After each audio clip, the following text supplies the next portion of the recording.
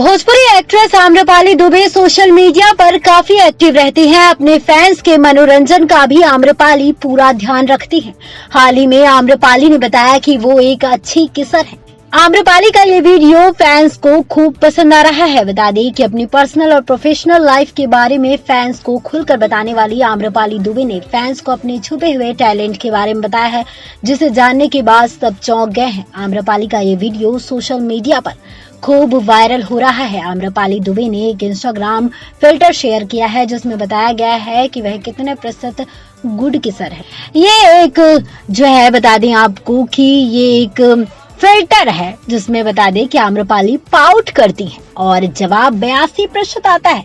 जिसे बताते हुए एक्ट्रेस ने लिखा, मेरे छुपे हुए टैलेंट में से एक मैं एक गुड किसर। बता दें आपको कि आम्रपाली दुबे ने अपने करियर की शुरुआत टीवी सीरियल से की थी। वह 7 फेरे और मायका जैसे टीवी शो में लीड किरदार निभा चुकी हैं। इसके बाद उन्होंने भोजपुरी फिल्म इंडस्ट्री का रुख किया था।